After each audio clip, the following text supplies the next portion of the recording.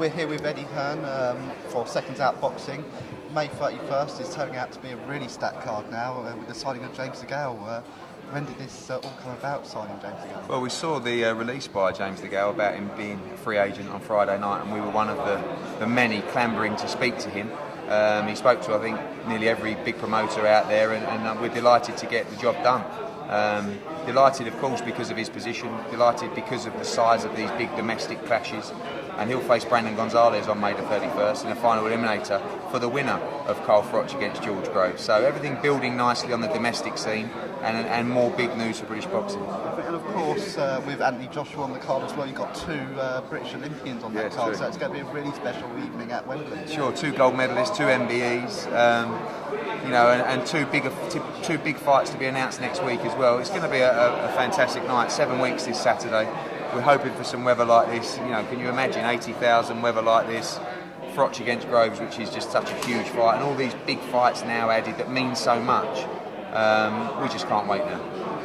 With DeGale, what do you see his future being under Matchroom? Of course, it's a world title eliminator for the winner of Froch and Groves.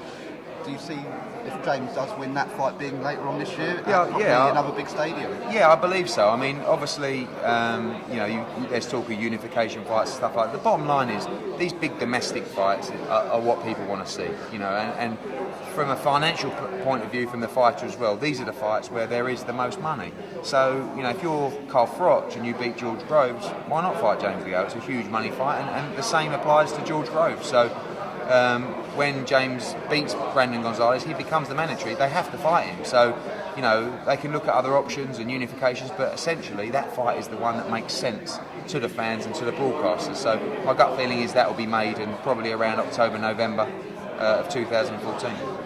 And I saw your dad tweet with the signing of DeGale. He said this era in this division is better than the Ben Watson, Eubank era. I mean, what are your thoughts on that? I think I'd have to agree. I mean, because of the last fight between Froch and Groves, we've sort of kick-started that big domestic scene at 168. But, look deeper than Froch, DeGale and Groves. Look at Paul Smith, Rocky Fielding, Callum Smith, other super middleweights that are in the mix as well. Billy Joe potentially moving up to super middleweight as well. Maybe even Martin Murray down the line as well. So the 168 division has always been the one that's like a sleeping giant domestically. And I think we've just woken it up. And DeGale's going to be a massive part of that moving forward. And with the show at Wembley, got some big announcements next week. Are we going to see more ticket sales? When can fans expect a day where they're going to find out they can get more tickets for that show? Well, we hope that will be last week. We're expecting a call any time today about our application to Transport for London and the local council for the additional tickets. We're very confident that we'll have 20,000 going on sale at some point next week. Oh, that's great. Thank you so much. No problem, thanks.